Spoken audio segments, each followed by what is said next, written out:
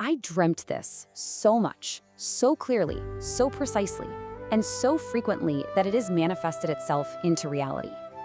When Conor McGregor uttered those words right after becoming a world champion, he wasn't just talking about getting a lucky break. He was talking about a completely engineered destiny. He was revealing the exact step-by-step blueprint that the world's most elite performers use to literally bend reality to their will. Welcome to This Explainer. Today, we aren't just looking at dry facts and figures. No, we're diving into a highly emotional, highly motivational masterclass on the actual mechanics of achieving the impossible. We're unpacking the raw source material behind the law of attraction, and we're going to discover how it's used as a relentless psychological framework by the world's top athletes, actors, and thinkers. Buckle up, because this journey is specifically designed to completely shatter your limiting beliefs and motivate you to take absolute control of your future. Okay, let's just get right into it. Have you ever genuinely considered what separates the absolute legends from the rest of the pack? I mean, why do some people seem to just effortlessly pull success toward them, while others grind away for years, literally spinning their wheels with nothing to show for it? Well, as we look through the source material today, you're gonna see that true greatness doesn't actually start in the gym. It doesn't start on the field or in the boardroom. It starts invisibly, quietly, right inside the mind, long before the world ever sees a single result. Section 1. The delusion of greatness. So to achieve something unprecedented, you've got to possess a self-belief that is so rock solid it honestly borders on the absurd. You have to believe in a reality that absolutely no one else can see, long before they ever give you permission to do so. As noted in our sources, greatness and madness are kind of like next-door neighbors that borrow each other's sugar from time to time. Think about it. Wanting to be the absolute best, telling yourself you're a champion when you have literally $0 in your bank account, that looks like pure madness to ordinary people. But here's the secret. It is a strictly required mental state for the elites. Let's look at McGregor again. Before he was wealthy, he was driving around in this broken-down banger of a car that he literally had to push start in the freezing rain. Yet, he explicitly noted that while his hands were physically on that freezing steering wheel, in his mind, he was driving a beautiful soft-top Bentley around sunny California. He was feeling the leather. He was actively living the victory in his head during his absolute lowest low, completely refusing to let his physical circumstances dictate his mental frequency. And he's for sure not the only one. Years before he was a household name, a struggling, broke Jim Carrey used to drive his beat-up car up to Mulholland Drive, look out over the Los Angeles city lights, stretch his arms out, and just visualize that every major director wanted to work with him. He famously wrote himself a massive check for $10 million for acting services rendered, kept it in his wallet for years, and just let it fuel him. And you know what? The universe answered. Years later, he was paid exactly $10 million for his role in The Mask. He didn't wait for the money to feel like a star. He became the star in his mind first, and the money just had to follow. Section 2. The power of visualization. So how do we actually move from abstract belief to actionable mechanics? Like, how does this actually work? Well, it turns out the crucial point is grounded right here in hard neuroscience. The latest research reveals that your brain actually cannot tell the difference between something that happened in physical reality and something you've strongly emotionally visualized. It's wild. When you mentally rehearse who you are going to be, you literally begin to install new neurological circuits in your brain. You stop operating from a dusty record of the past, and you start building a brand new map to the future. And our source material takes this science and builds it into a super actionable step-by-step blueprint. It gives us the exact formula, and you can literally start this tonight.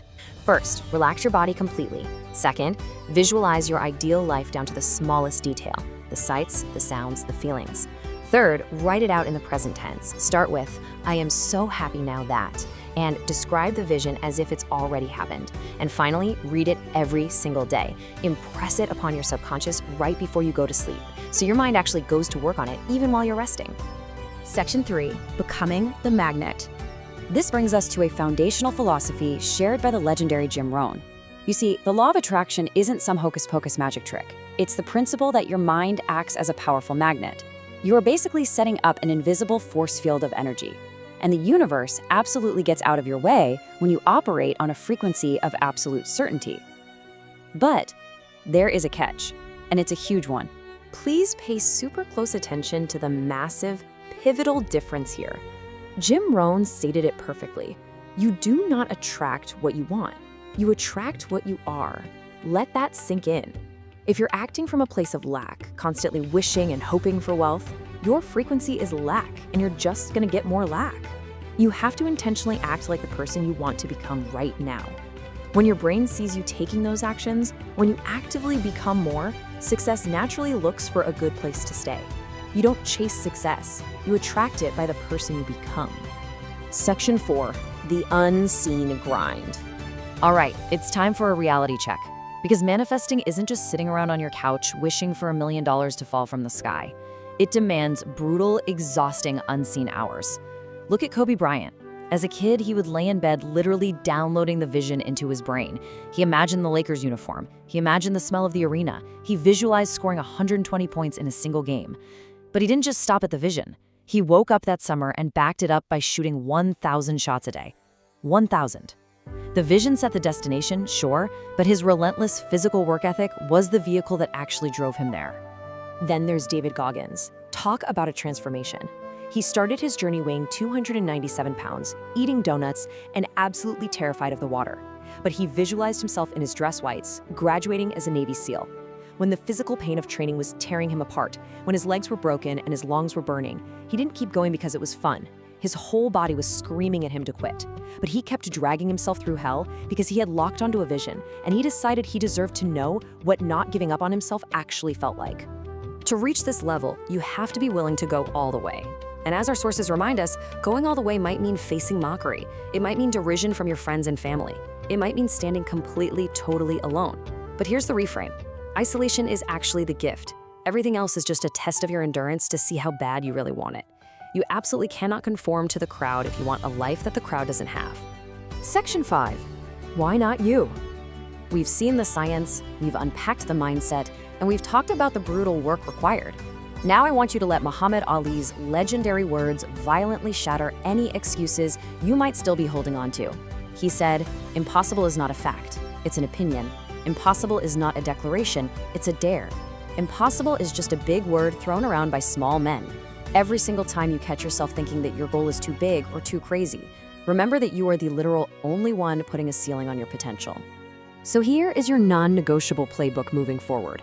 First, decide exactly who you are going to be and start acting like them today. Second, stop conforming to the crowd. Third, if you need to, build an invincible alter ego. Create a limitless version of yourself to handle the heavy pressure until you grow into that character completely. And finally, program your brain with the ultimate internal dialogue. Look in the mirror every single day and tell yourself, "I never give up." You have the brains. You can make the decisions. You can study the plan. You can change your life. You can become incredibly powerful. So, I'm going to leave you with this final unavoidable challenge. Let this echo in your mind tonight. Why not now, and why not you?